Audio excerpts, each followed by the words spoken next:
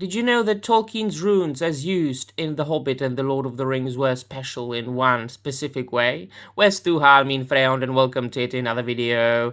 This is the first video of a brand new series called Tolkien Quick Facts, in which I will focus on snippets and bits and pieces of Tolkien trivia that you might have not known before. And today I would like to focus on the usage of runic letters in The Hobbit and The Lord of the Rings, as I have already mentioned. We were able to see runes even in Peter Jackson's films, such as on the map of Erebor or on Balin's tombstone in the Mines of Moria, where Gandalf also read from the Dwarvish book, which was also written in runes. But did you know that in the primary world, or the real world, runes were used only and specifically for inscribing in metal or stone or wood? So Runic Alphabet, or runic alphabets, because there were several versions of them, were used all around Europe by the Germanic peoples from circa the 1st or 2nd century, until they were Christianized, which is circa about the 5th or 6th century on. And we've got several kinds of runic alphabet, such as the Old Germanic Futhark, or the younger Futhark, and then Anglo-Saxon Futhorc, which was used by the Old English people. And all these letters were used for very practical purposes, such as for sending short messages on wooden twigs or inscribing names in things like weapons, like swords and spears, writing or inscribing incantations in armor, or writing or inscribing rune stones, which could have been territory markers, or they could have been used as tombstones, or they could have been used for ornamental purposes or, well, magical purposes as well.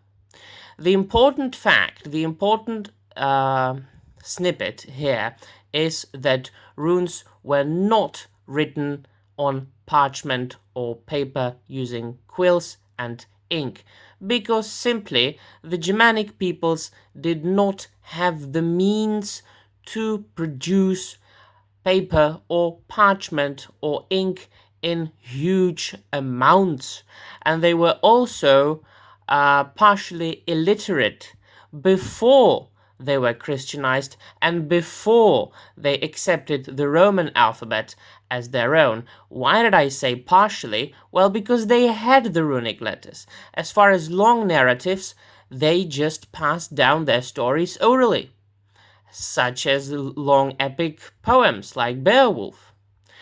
But they needed to use some letters for practical purposes, such as inscribing messages in wooden twigs, or inscribing names, incantations in weapons, and so on and so forth. So, the runes in The Hobbit, as used by John Ronald Reuel Tolkien, were very special and very specific because they were written on parchment. They were written on the map of Erebor.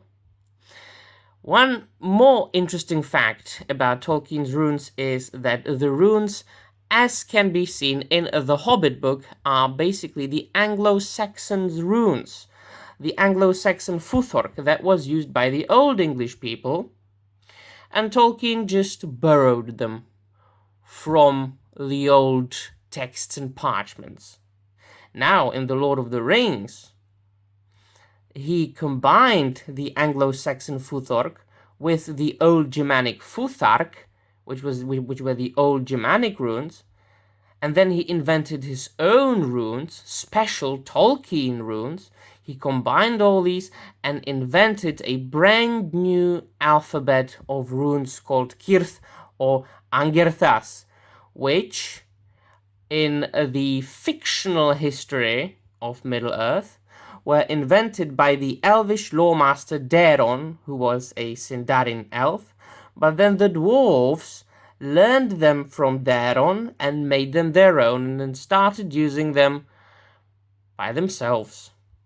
And that's a very short history of the usage of runes in The Hobbit and The Lord of the Rings, as they were used by the genius John Ronald Reuel Tolkien.